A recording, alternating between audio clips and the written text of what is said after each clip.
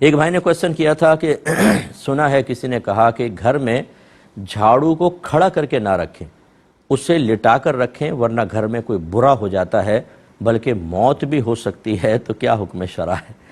کوئی مسئلہ نہیں ہے۔ نبی کریم صلی اللہ علیہ وسلم کے دور میں ایسی جھاڑوؤں کا رواج تھا جو ہماری ہاں ہیں، تنکوں کی جھاڑو اور دیگر جھاڑو ہیں، اور کیا نبی کریم نے ایسے کوئی فرمان ارشاد فرمایا؟ تو یہ ہماری خود ساختہ باتیں ہوتی ہیں۔ میں بار بار یہ باتیں آپ کو عرض کرتا ہوں اور توجہ دلاتا ہوں کہ نہ ہم اللہ سے ڈریں، نہ رسول کی بیان کردہ وعیدوں سے ڈریں، نہ جہنم کا خوف، نہ عذاب قبر کا خوف، نہ میدان محشر کی ذلت کا خوف، نہ بری موت کا خوف۔ اس میں تو ہم قہقہے لگا رہے ہوتے ہیں، نمازیں قضا کر رہے ہیں، فرض علوم نہیں سیکھ رہے، حرام کما رہے ہیں، خراب قسم کی دوستیاں ہم نے کی ہوئی ہیں، گناہوں پر دلیر ہیں، کوئی خوف نہیں، جھاڑو سے بڑا ڈر رہے ہیں۔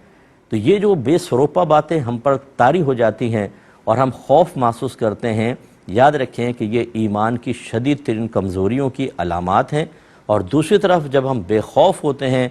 قرآن یا حدیث یا اللہ یا رسول کی طرف سے بیان کردہ عذابات کے بارے میں، تو پھر یہ ایمان کی موت کی طرف لے کے جا سکتی ہیں۔ اس لیے اس کی پرواہ نہ کریں، اس کی پرواہ کریں۔ ایک کالر ہمارے